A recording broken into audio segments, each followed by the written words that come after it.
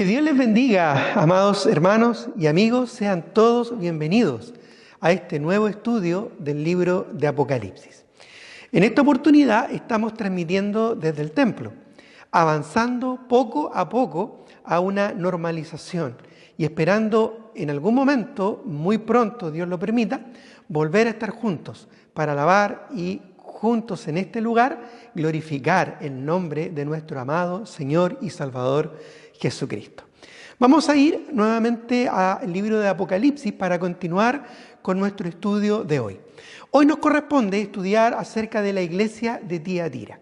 Hemos tomado este tiempo, prolongado tal vez, para profundizar en el mensaje que el Señor Jesucristo le envía a estas iglesias en el Asia Menor, en aquellos días, en los días del apóstol Juan, y que tienen una aplicación a todas las iglesias a lo largo de toda la historia humana. Nosotros podemos al día de hoy identificarnos con algunos aspectos importantes que son mencionados en los capítulos 2 y 3 a estas 7 iglesias. Podemos ser exhortados, animados, desafiados y aún podemos también ser confrontados a aspectos que necesitamos mejorar en nuestras congregaciones. Así es que vamos a la palabra del Señor, Apocalipsis, capítulo 2, y vamos a leer en esta oportunidad, vamos a estudiar en esta oportunidad de los versículos 18 al 29, para considerar el mensaje que el Señor Jesucristo envió a la iglesia de Tiatira. La iglesia de Tiatira estaba ubicada en la ciudad del mismo nombre, Tiatira, y significa sacrificio continuo. De alguna manera, el nombre de las ciudades donde estaban estas congregaciones, de alguna u otra forma, se relacionan de alguna manera con algún aspecto de la realidad que estaban enfrentando cada iglesia en su debido lugar. De alguna manera, ¿verdad? El lugar donde está cada congregación, de alguna forma influye positiva o negativamente en el desarrollo de algunas iglesias. Y este es el caso. Vamos a ver cómo esta iglesia necesitaba comprometerse aún más con el Señor y sacrificialmente rendir su corazón en santidad a el Señor. Vamos a ver que esta ciudad de Tiatira estaba situada más o menos a unos 56 kilómetros al sureste de Pérgamo, que es la ciudad que estudiamos en el estudio anterior. Había sido fundada esta ciudad por el mismo Alejandro Magno en el año 300 antes de Cristo. En este lugar abundaban organizaciones gremiales, albergaba oficinas importantes y principales de gremios, como por ejemplo los curtidores, los alfareros que trabajaban en cerámica, tejedores, tintoreros y especialmente personas que se dedicaban a la confección de ropa y también de tiendas. De hecho, Lidia, que fue la primera convertida del apóstol Pablo en Europa, allá en Filipos, era oriunda de este lugar. Eso lo vemos en el libro de Hechos, capítulo 16. Ella, Lidia, era nativa de esta ciudad.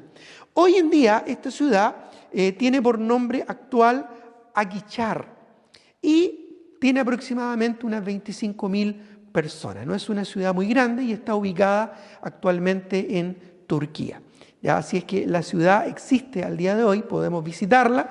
Si tenemos la oportunidad podemos ir a verla al día de hoy, existe.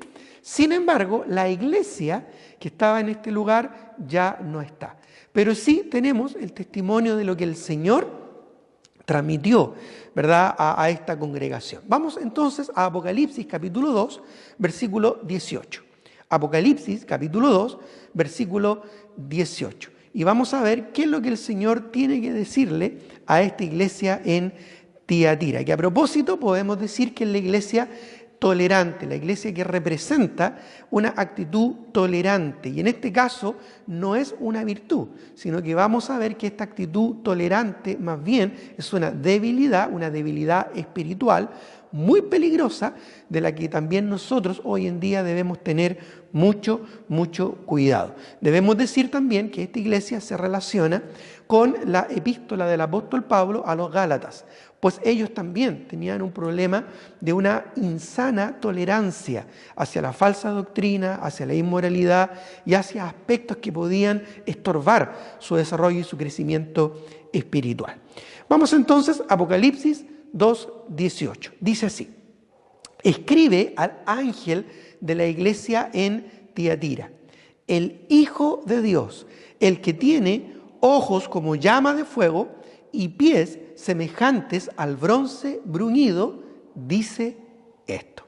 Ahora, aquí vemos al Señor Jesucristo escribiendo, ¿verdad?, a esta congregación, y Él presentándose como el Hijo de Dios. En esta primera parte vamos a ver la autoridad del Señor, cómo se presenta el Señor como autoridad de esta iglesia. Y se presenta como el Hijo de Dios. Este es un título muy común en la Escritura y tiene que ver con la relación del Señor Jesucristo con Dios Padre. ¿Ya? El término Hijo de Dios es un término más bien neotestamentario que destaca la relación íntima que hay en la Trinidad, específicamente en la relación de Dios Padre con Dios Hijo, ya compartiendo la misma esencia de la divinidad. Por eso es que los judíos querían matar al Señor, porque Jesucristo se hacía llamar Hijo de Dios, y esto era una blasfemia para el pueblo judío en aquellos días, pues ellos decían de que nadie podía relacionarse íntimamente en una relación con el Señor, ¿ya? Y es muy interesante que este título, Hijo de Dios, también es aplicado a aquellos que hoy en día hemos sido renacidos por la gracia de Jesucristo y hemos llegado a ser salvos. A nosotros también en el Nuevo Testamento se nos llama Hijo de Dios. ¿Por qué? Porque al recibir a Cristo en nuestro corazón compartimos también la misma esencia divina y espiritual con el Padre. Es decir, tenemos una relación personal en Cristo con Dios mismo. Ahora, el Hijo de Dios, aquí que es Jesucristo, es presentado además como el que tiene ojos como llama de fuego y pies semejante al bronce. Ojos como llama de fuego hace referencia a la omnisciencia de Dios, es decir, al conocimiento absoluto y completo que tiene el Señor Jesucristo sobre toda su obra. Hace referencia a su omnisciencia, porque todo lo escudriña, todo lo sabe, no hay nada oculto que se esconda de su vista. Y cuando hace referencia a sus pies semejantes al bronce bruñido, ¿verdad?, tiene que ver con el poder y la autoridad para destruir, para desarmar y para aplastar, ¿verdad?, a sus enemigos. Es interesante también de que esta figura de llama de fuego y bronce bruñido también hacía relación, ¿verdad?, con los artesanos que trabajaban los metales en aquel lugar de Tiatira, ¿ya? Y es muy interesante esto porque vemos cómo, ¿verdad?, se relaciona de alguna u otra manera la presentación, ¿verdad?, del Señor Jesucristo con aspectos que ellos en aquel lugar tenían, ¿no es cierto?, muy cotidianamente, un entendimiento muy cotidiano. Ya ellos sabían lo que era una forja, sabían lo que era trabajar el bronce. En aquellos lugares, en Tiatira, ¿verdad?, especialmente, había un gremio muy grande de artesanos que trabajaban el metal, y ellos también entendían lo que era, ¿verdad?, la forja y este concepto, ¿verdad?, de fuego, y a la vez también de trabajar el bronce bruñido. Ahora, dice luego en el versículo 19, para pasar a la parte de los elogios que el Señor Jesucristo da a la iglesia de Tiatira, diciendo, Apocalipsis 2, 19, y dice: yo conozco tus obras, y amor, y fe, y servicio, y tu paciencia, y que tus obras postreras son más que las primeras. En estos elogios, en este elogio que el Señor Jesucristo da a la iglesia, reconoce a lo menos 6 aspectos, 6 virtudes muy destacadas y muy importantes de esta iglesia, ya que bien quisiéramos todas las iglesias del Señor tener presente también en nuestras congregaciones. Por ejemplo, dice: yo conozco tus obras. Ya habla del servicio, habla de la actitud que tenían estos hermanos de servirse unos a otros y honrar y servir al Señor, ministrando y haciendo la obra del ministerio, es decir, el aspecto práctico de la vida cristiana. No eran creyentes pasivos, no eran creyentes observadores, sino que eran creyentes que participaban en la obra del Señor, seguramente en ayudar a los necesitados, ayudarse mutuamente, fortaleciéndose, supliendo sus necesidades, trabajando arduamente para ganar a otros para Cristo, es decir, estaban muy implicados en la obra del ministerio, la obra del Señor, que como en otras oportunidades en la Escritura hemos enseñado, no es solamente una labor de aquellos que están en el liderazgo de la iglesia, sino que todos, incluyendo al liderazgo, debemos en una congregación bíblica estar involucrados y comprometidos haciendo la obra del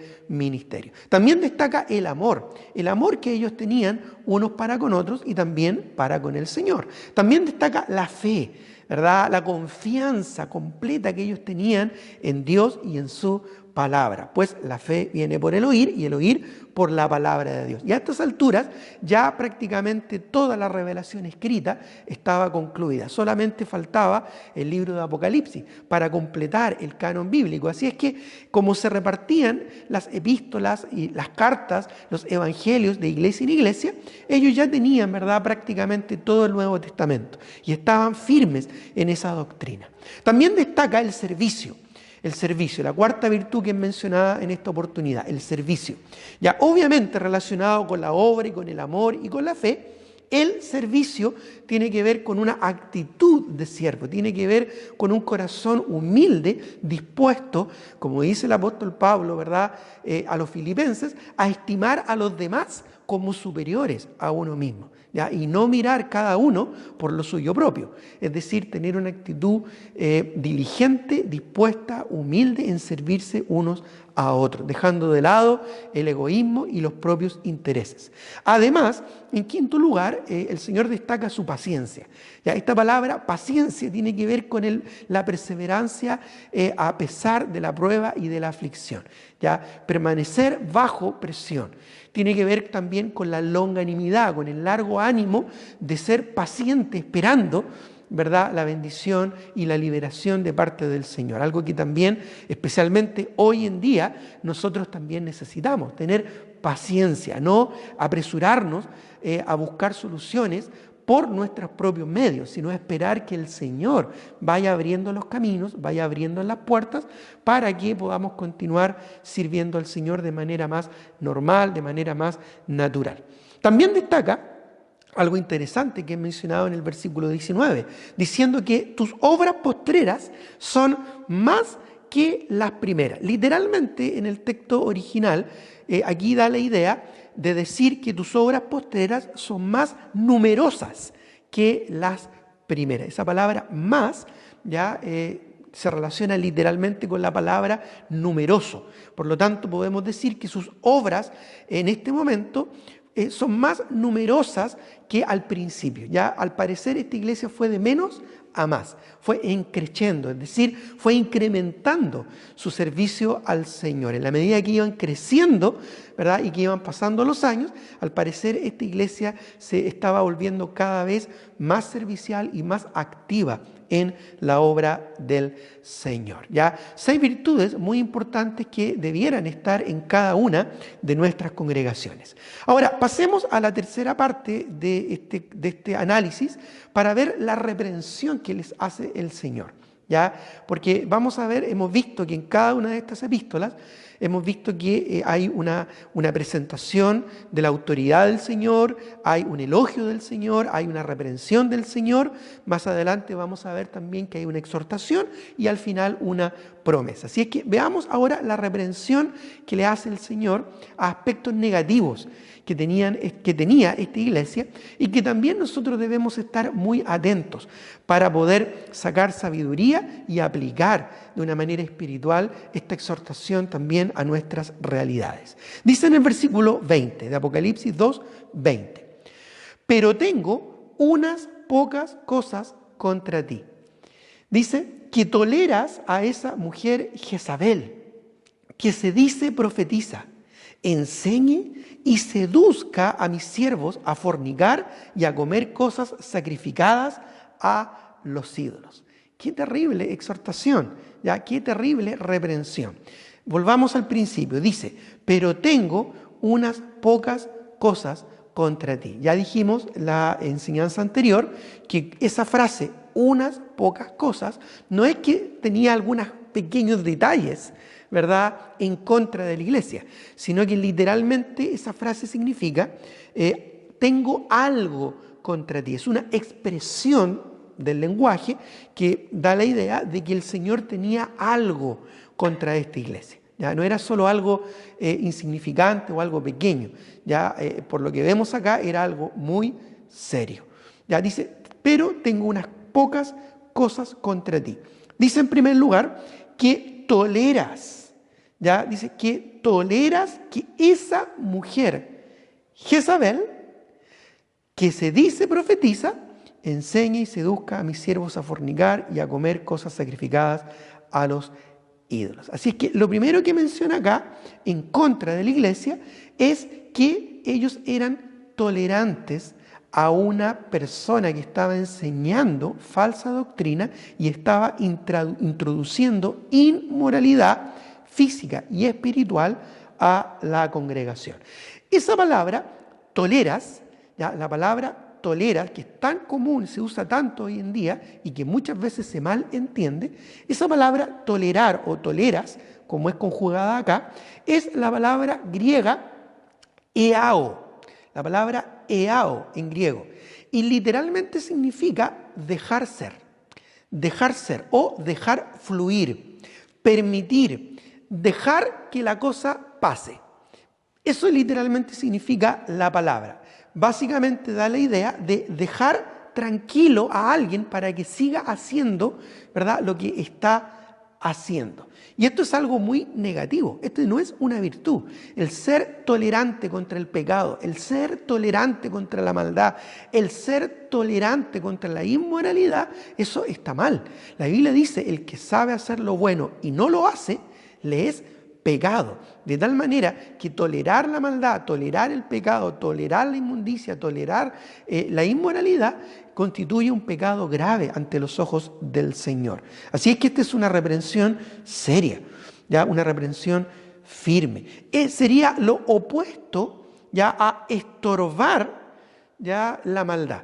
Un ejemplo de esto, y acompáñeme por favor, está en 1 Samuel capítulo 3, ya, 1 Samuel capítulo 3, busquémoslo por favor, versículo 13. 1 Samuel capítulo 3, versículo 13. Vamos a buscar varios versículos en este estudio. Ya, si no alcanzas a llegar, puedes anotarlo o puedes pausar el video y después lo puedes escudriñar con más calma y con más tiempo.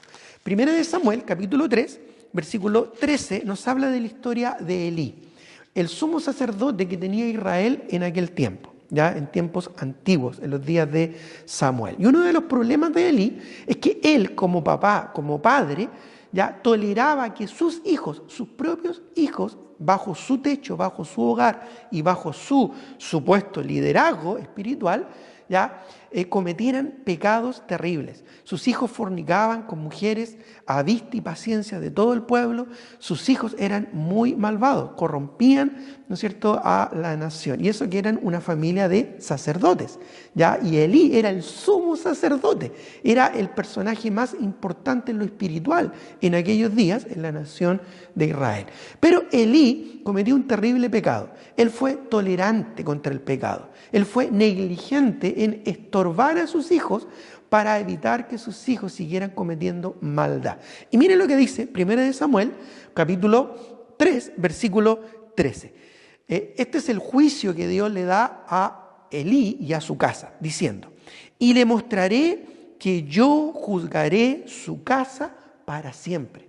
Elí finalmente fue raído del linaje del sacerdocio y toda su familia. Dice, yo juzgaré su casa para siempre por la iniquidad que él sabe, ya esto de entender que Elí sabía la maldad de lo que estaba pasando con sus hijos, pero él no hacía nada, porque luego dice, porque sus hijos han blasfemado a Dios y él no los ha estorbado. Por tanto, dice el versículo 14, el siguiente, yo he jurado a la casa de Elí que la iniquidad de la casa de Elí no será expiada jamás, ni con sacrificios, ni con ofrenda. Ya, aquí vemos que Dios juzgó a este hombre de Dios, corrompido, ¿verdad?, por el pecado, porque él no fue firme en estorbar a sus propios hijos en el pecado. Ya, nosotros como padres en nuestros hogares debemos ser firmes contra el pecado, debemos ser consecuentes con nuestra doctrina, con nuestra enseñanza, con nuestros principios y con nuestros valores conforme a las Escrituras. Y debemos, como dice la misma palabra, criar a nuestros hijos en disciplina y amonestación del Señor. Mientras ellos estén bajo nuestro techo y bajo nuestra autoridad, nosotros debemos mantenernos en una línea firmes y estorbar la maldad, estorbar el pecado y no dejarle a ellos hacer lo que ellos quieran. La Biblia dice que la necedad está ligada al corazón del muchacho, mas la vara de la corrección la alejará de ella. Es decir, debemos mantener disciplina, debemos mantener orden y debemos mantener santidad en nuestros hogares. No debemos permitir que nuestros hijos hagan lo que ellos quieran, ¿verdad?, o se inclinen hacia el pecado o hacia la maldad. Debemos disciplinar cuando corresponde y debemos estorbarles para que ellos no se vayan al mundo. ¿Ya? Si nosotros dejamos y somos tolerantes que nuestros hijos jueguen, coqueteen con el mundo, entonces nosotros estamos siendo tolerantes con el pecado. Y de eso Dios nos va a pedir cuentas. Así es que una exhortación muy seria que tenemos que nosotros también considerar en nuestros hogares. Dice, ¿verdad?, acá nuestro texto que el problema de la iglesia era que era tolerante contra la maldad, tolerante contra el pecado. Un verdadero creyente es intolerante al pecado, intolerante a la maldad. La misma Escritura exhorta, ay de lo que a lo bueno dicen malo y a lo malo dicen bueno. Debemos hacer diferencia entre lo santo y lo profano y debemos, si es necesario, estorbar con nuestras propias vidas y a nuestro propio riesgo, estorbar la maldad. De esa manera nosotros estamos siendo sal en este mundo, preservando, ¿verdad?, en nuestro entorno la justicia y la santidad, lo que a Dios le agrada, los principios de la palabra del Señor. Ahora, el problema es que además de ser tolerante contra el pecado y la maldad, ellos estaban permitiendo ya que una persona malvada enseñara falsa doctrina. Además, esta persona era una mujer que enseñaba a fornicar y enseñaba a adulterar, ¿verdad?, en su enseñanza, en su doctrina, en sus profecías, al pueblo de Dios. Básicamente una maldad terrible, una inmoralidad, una corrupción que no tiene nombre. Ahora dice que toleras a esa mujer Jezabel, que se dice profetiza. Ya, esta mujer se decía a sí misma una profetisa, pero vamos a ver claramente que era una falsa profeta. Era una profeta de la maldad, una profeta diabólica. Ya, esta mujer, llamada aquí Jezabel, no sabemos si esta mujer, ¿verdad?, tenía ese nombre o el Señor Jesucristo le puso ese nombre en referencia a una mujer muy despiadada y muy malvada que estuvo en la historia de Israel en el pasado. Ya que Jezabel, ya en la antigüedad, y su propio nombre, ¿verdad?, es sinónimo de maldad, era una mujer terrible. Esta mujer en el Antiguo Testamento, ya Jezabel, era hija del rey Sidonio, ya, o del rey Ciro Fenicio, es lo mismo, ya, llamado Et-Baal. Y básicamente su nombre significa adorador, servidor de Baal. Ya, y ella, Jezabel, era hija de este rey Ciro Fenicio, este rey Sidonio, ¿ya? Y ella se casó con en aquellos días el rey de Israel. Ya, el rey de Israel entró en matrimonio con esta mujer, ya Jezabel, y introdujo la adoración al ídolo Baal y al ídolo Acera en la tierra de Israel, corrompiendo completamente a la nación en aquellos días. Ya, esto lo vemos en Primera de Reyes del capítulo 16 al capítulo 21. Ya, yo voy a leer solamente en Primera de Reyes capítulo 16, versículos 30 al 33, el carácter de esta mujer Jezabel, que es citado acá en Apocalipsis. Dice en 1 de Reyes 16, 30 al 33. Dice aquí la palabra del Señor. Voy a leer el versículo 29. Ya voy a leer un poquito antes en 1 de Reyes, capítulo 16, versículo 29 al 33. Dice: comenzó a reinar Acab, ya que fue un rey malvado de Israel, comenzó a reinar Acab, hijo de Omri, sobre Israel el año 38 de Asa, rey de Judá. Ya, este fue un rey pagano, un rey malvado. El propio nombre Acab ya significa algo, una rebelión, ¿no es cierto?, contra el Señor. Ahora, dice el versículo 30, y reinó Acab, hijo de Omri, sobre Israel en Samaria 22 años. Y Acab, hijo de Omri, hizo lo malo ante los ojos de Jehová. Ya se depravó su corazón ante el Señor y llevó a toda su nación a apartarse de Jehová. Dice luego, más que todos los que reinaron antes de él. Luego dice el verso 31, porque fue ligera cosa andar en los pecados de Jeroboam, hijo de Nabat, que fue su antecesor. Dice, y tomó por mujer a Jezabel, hija de Etbaal, rey de los sidonios o siriofenicios, y fue y sirvió a Baal y lo adoró. Es decir, no solo emparentó en yugo desigual con una mujer pagana, una mujer que era hija de un rey, sacerdote de Baal. Esta mujer también era sacerdotisa de Baal, ya de un rey pagano que exigía sacrificios humanos y que dentro de su culto practicaba la inmoralidad sexual, ya costumbres terriblemente paganas y perversas. Así es que Acab, además de casarse en yugo desigual, ¿verdad?, algo que ya era prohibido para un judío, además él mismo adoró a estos ídolos paganos que fueron introducidos por medio de esta mujer Jezabel, ¿no es cierto?, a Israel. Luego dice el versículo 32, e hizo altar a Baal en el templo de Baal. Dice que él edificó en Samaria. Hizo también a Acab una imagen de acera, haciendo así a Acab más que todos los reyes de Israel que reinaron antes que él, para provocar la ira de Jehová, Dios de Israel. ¿Ya? Qué terrible, ¿verdad? Hoy día mismo, hoy en este tiempo, a veces he visto algunos grafitis donde hacen la referencia a este nombre, Acab. Y yo estoy seguro que muchas de estas personas ignorantes no tienen idea el trasfondo diabólico que eso significa. ¿Ya? Un hombre, un rey pagano que pervirtió a su pueblo en aquellos días, en los días del rey Acab, para apartar a las personas de los caminos del Señor, apartar al pueblo santo de Dios hacia la maldad.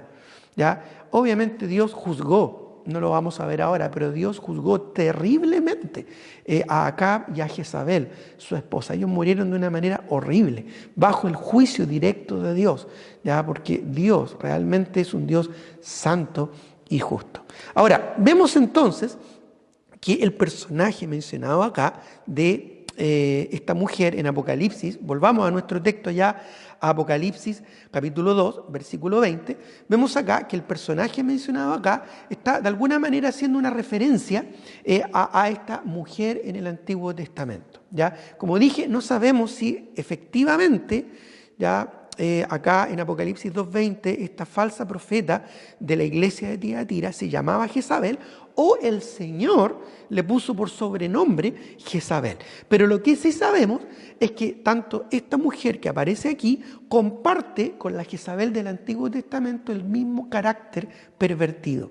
Ya dice, esta mujer que se dice profetiza, ya que se dice profetiza. Ahora, voy a decir algo que quizás no es muy popular hoy en día, pero es necesario decirlo y decirlo con mucha claridad y con mucha vehemencia. ¿Ya? Vamos a ver en la Escritura que la mujer, en primer lugar, no debe ejercer autoridad espiritual sobre los varones en una iglesia bíblica. Ya hoy en día, donde el feminismo está de manera desatada, ya esto parecería, ¿no es cierto?, una aberración para estos grupos. Sin embargo, es lo que enseña la palabra de Dios, es lo que dice la Escritura. Repito, la mujer no debe ejercer autoridad espiritual sobre los varones en una iglesia bíblica, ¿ya? Y aquí vemos en Apocalipsis 2:20 que esta mujer Jezabel se decía profetiza y enseñaba y seducía, ¿verdad?, a los creyentes dentro de la congregación. Tremendo, ya algo totalmente opuesto a los propósitos y al plan del Señor. Miren lo que dice 1 de Timoteo capítulo 2, ya 1 de Timoteo capítulo 2, busquémoslo por favor, 1 de Timoteo capítulo 2, del versículo 8 al 12, ya 1 de Timoteo capítulo 2, versículos 8 al 12. Busquémoslo por favor en nuestras Biblias. 1 de Timoteo capítulo 2, versículo 8 en adelante dice: quiero pues que los hombres oren en todo lugar, levantando manos santas, sin ira ni contienda. Asimismo, que las mujeres se atavíen de ropa decorosa, ¿ya?, es decir, ropa digna, ¿verdad?, de la feminidad y digna de una mujer cristiana, sin seducir, sin provocar, ¿verdad?, sin exaltar atributos sensuales. Eso es lo que está diciendo acá, de ropa decorosa. A propósito de esa palabra, decoro tiene que ver con el orden, ¿ya? Es la palabra que se relaciona con orden, ¿verdad? Y algo que está bien ordenado, correcto. Dice, se atavíen de ropa decorosa, con pudor y modestia. Ya, el pudor es algo que hoy en día, ¿verdad?, muchas mujeres necesitan tener en su vestimenta y en su ropa. Dice, y modestia, esto también tiene que ver con una actitud de humildad y con una actitud, ¿verdad?, sencilla. Dice, no con peinados ostentosos, ni oro, ni perlas, ni vestidos costosos. Es decir, no procurando el glamour de este mundo, que obviamente tiene que ver con la mundanalidad, sino que de manera pura y sencilla, es lo que está diciendo, sino con buenas obras, ya con testimonio, con buenas obras, ¿verdad?, con buena actitud, como corresponde a mujeres que profesan piedad, es decir, una actitud, una conducta piadosa. Luego dice el versículo 11, la mujer aprenda en silencio, con toda sujeción. Ese es el orden que el Señor está dando a las mujeres dentro de la iglesia. Porque no permito a la mujer enseñar ni ejercer dominio sobre el hombre. Esto lo está diciendo el Señor. Luego dice, sino estar en silencio. Porque Adán fue formado primero, después Eva. ¿Ya? Y luego sigue con el argumento que mencionaba acá. Tú después lo puedes leer con más calma. Pero acompáñame también a 1 de Corintios, capítulo 14, versículo 33 al 35. Ya estamos ahí cerquita. 1 de Corintios, capítulo 14, versículos 33 al 35. Dice así la palabra del Señor. Pues Dios no es Dios de confusión, sino de paz. Y luego añade, como en todas las iglesias de los santos. Vuestras mujeres callen en las congregaciones, porque no les es permitido hablar, sino que estén sujetas, como también la ley lo dice. Y si quieren aprender algo, pregunten en casa a sus maridos, porque es indecoroso que una mujer hable en la congregación. Ya, mira lo que está diciendo acá el Señor. Ya, algo que quizás muchas mujeres hoy en día van a considerar algo arcaico o algo pasado de moda o algo que no tiene que ver con los tiempos actuales en los que estamos viviendo. Bueno, déjenme decirles, por favor, hermanos y hermanas, que esto es tan vigente al día de hoy, ya, como toda la palabra del Señor, porque toda la Escritura es inspirada por Dios y toda la Escritura se cumple también el día de hoy y se aplica en sus principios, en sus valores y en sus doctrinas de una manera completa. ¿Ya? Así es que puede que esto a ti no te agrade o no te satisfaga. Bueno, la Biblia no fue escrita para nuestro agrado y nuestra satisfacción.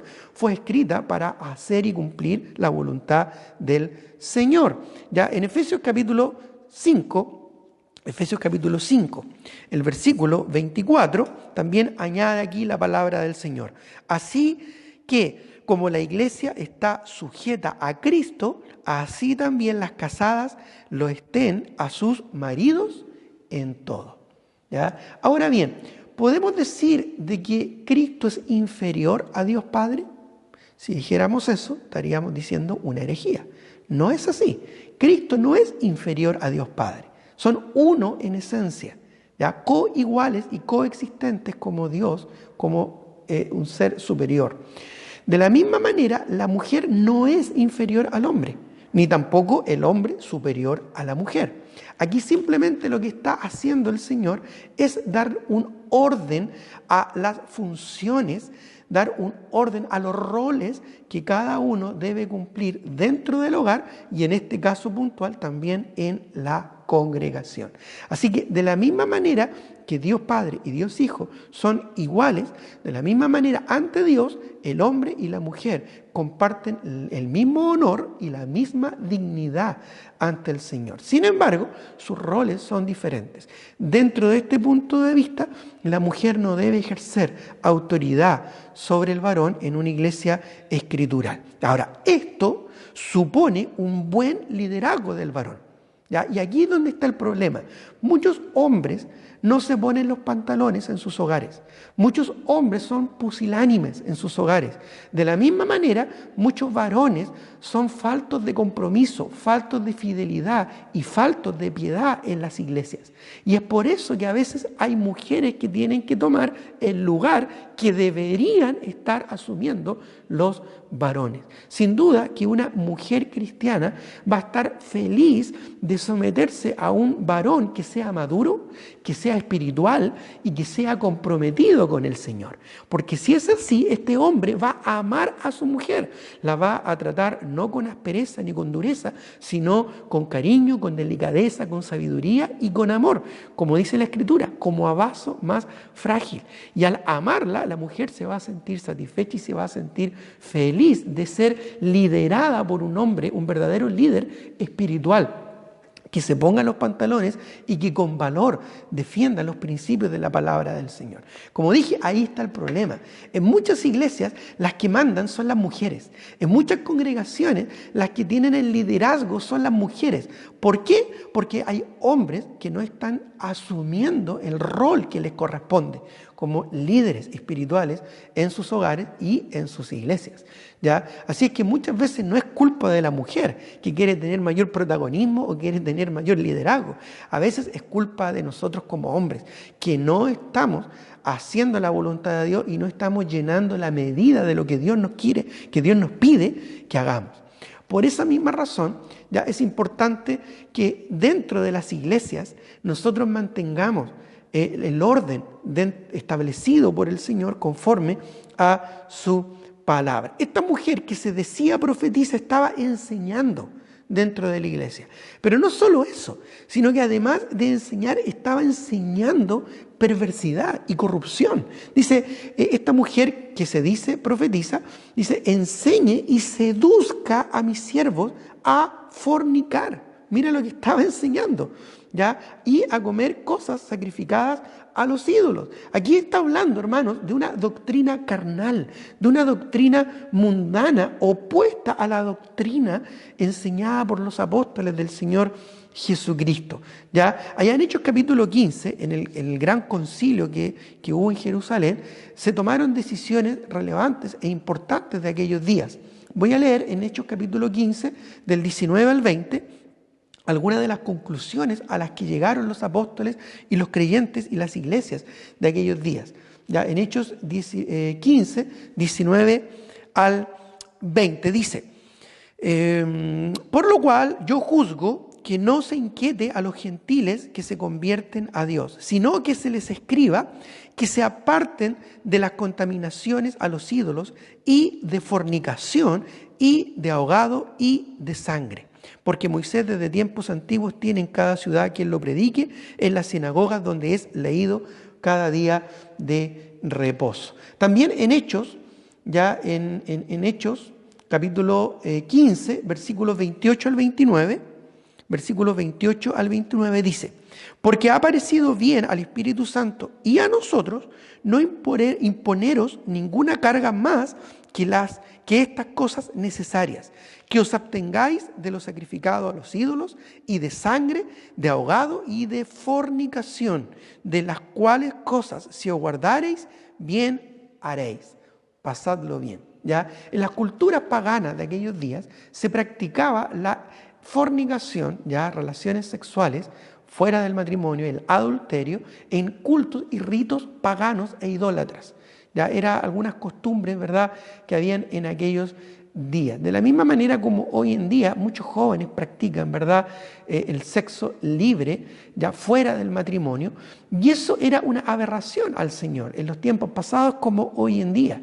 ¿Ya? Y esta mujer estaba introduciendo algunas doctrinas o algunas enseñanzas que permitían, ¿verdad?, a los creyentes tener este tipo de experiencias inmorales.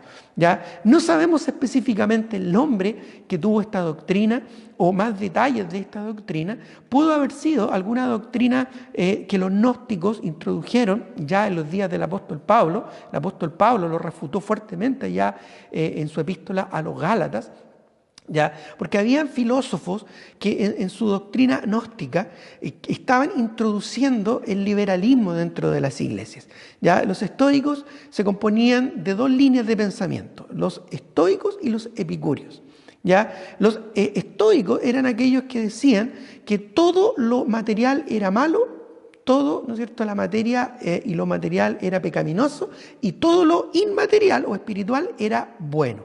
Entonces había que reprimir, ¿verdad?, el cuerpo, había que reprimir, ¿verdad?, la materia. Entonces ellos enseñaban a que no había que tocar, a que no había que gustar, no había que manejar, no había que hacer nada. De ahí vienen, ¿verdad?, los ascéticos, es decir, los que se negaban a todos los placeres de este mundo y se recluían, ¿verdad?, hacían largos ayunos, se abstenían de alimentos y se abstenían de muchas cosas. Pero por otro lado, había otro grupo de filósofos paganos, filósofos gnósticos, que eran los epicúreos, que creían, ¿verdad?, que aunque todo lo físico era malo y todo lo inmaterial era bueno, entonces ellos decían, comamos y bebamos, como dice Pablo a los romanos, ya citándolos a ellos, comamos y vivamos porque mañana moriremos. Ya, por eso es que el apóstol Pablo, allá en Romanos, refutándolo, les dice, ¿qué pues? ¿Perseveraremos en el pecado para que la gracia abunde? Y luego les dice allá en Romanos 6, en ninguna manera, porque los que hemos muerto al pecado, ¿cómo viviremos aún en él? Pero estos filósofos, ¿verdad?, paganos, ¿ya?, creían de que ellos tenían chip libre, tenían libertad de hacer con su cuerpo físico lo que quisieran. Total, eso estaba separado de lo inmaterial o de lo espiritual, según ellos. ¿Ya? La Biblia enseña totalmente algo opuesto a eso. ¿Ya? La Biblia dice que todo nuestro ser, espíritu, alma y cuerpo, dice Pablo a los tesalonicenses, sea guardado irreprensible hasta la venida del Señor. Todo nuestro ser, de una manera holística, completa, plena, integral, ya es parte de nuestro servicio y de nuestro culto a Dios. ¿Ya? Por lo tanto, en todo nuestro ser debemos honrar al Señor. La Biblia claramente nos dice que somos templo del Espíritu Santo. ¿Ya? Y como templo del Espíritu Santo hemos sido comprados por precio. Por lo tanto, debemos glorificar a Dios en nuestro cuerpo y en nuestro espíritu, los cuales son de Dios. Así es que los creyentes bíblicos no deben hacer una dicotomía entre lo material y lo inmaterial, ya lo espiritual y lo físico, ya, o como algunos también artificialmente hacen entre lo secular y lo espiritual. No hay una diferencia. Todo nuestro ser, nuestro espíritu, nuestra alma y nuestro cuerpo deben ser guardados irreprensibles para el Señor. Pero esta mujer, Jezabel, allá en Tiatira, estaba enseñando algún tipo de doctrina como esta, ¿ya?, que pervertía a los creyentes y que les daba probablemente libertad de hacer con sus cuerpos lo que ellos quisieran, ¿ya? Y generalmente la tendencia natural, pecaminosa en el ser humano, generalmente lleva, ¿verdad?, a la fornicación, al adulterio y a la inmoralidad, porque nuestra naturaleza pecaminosa, nuestra carne espiritual, ¿verdad?, tiende hacia la maldad. Y esta mujer estaba enseñando esto, es decir, a través de una enseñanza, una doctrina, ya estaba introduciendo esta forma de pensamiento, esta forma de actuar, ¿ya? Que tenía que ver con una inmoralidad espiritual, pero también física. Ahora, añada a esto que no solo estaba enseñando, sino estaba seduciendo, dice, y seduzca a mis siervos a fornicar. Estaba a través de su enseñanza, de sus profecías, ya guiando, ¿verdad?, a una experiencia seductora, ya una experiencia de los sentidos, de la autosatisfacción y de la inmoralidad. Y luego habla y a comer cosas sacrificadas a los ídolos, porque normalmente la inmoralidad está relacionada, íntimamente relacionada con la idolatría, ¿ya? Muchas personas hoy en día idolatran la autosatisfacción, ¿ya? Lo tienen como lo más relevante y lo más importante en su vida, autosatisfacerse, ¿ya? Dejar, ¿no es cierto?, que sus sentidos disfruten de las cosas de este mundo, el hedonismo que hoy en día está tan desatado, ya el egoísmo, el amor por ellos mismos y el placer, ¿no es cierto?, de autosatisfacerse. Ya frases como te lo mereces, lo vales, sigues tu corazón, son muy comunes hoy en día, aún incluso en películas infantiles, y que buscan de alguna manera impregnar o enseñar esta doctrina de la autosatisfacción, ya egoísta, en el corazón de los creyentes, en el corazón de muchas personas. Y estas personas son seducidas, son atraídas hacia esto mismo, siguiendo los deseos de los ojos y siguiendo los deseos de la carne y siguiendo la vanagloria de la vida. ¿Ya? Por lo tanto, esta enseñanza, esta doctrina que esta mujer que se decía profetiza, ¿ya?, y que estaba enseñando, era algo completamente corrupto, era algo completamente alejado del plan de Dios, ¿ya? Voy a leer más un pasaje en Hechos capítulo 16, versículos 4 al 5, Hechos 16, 4 al 5, que dice: y al pasar por las ciudades, esto es el apóstol Pablo, ¿verdad?, enseñando a las iglesias, y al pasar por las ciudades les entregaba las ordenanzas que habían acordado los apóstoles y los ancianos que estaban en Jerusalén para que la guardasen.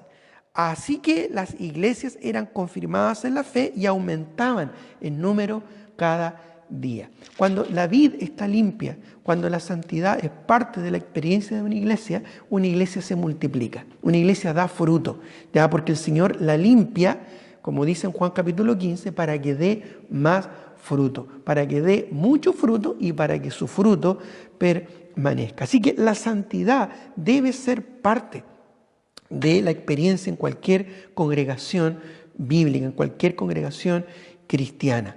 ¿Ya? Aquí cuando habla en el versículo 20 de fornicar y comer cosas sacrificadas a los ídolos, es porque probablemente la enseñanza, la doctrina falsa que esta mujer estaba enseñando incluía el de alguna manera relacionarse, ¿verdad?, con el mundo a su alrededor, dejar que las cosas de este mundo y que el paganismo entrara dentro de la iglesia.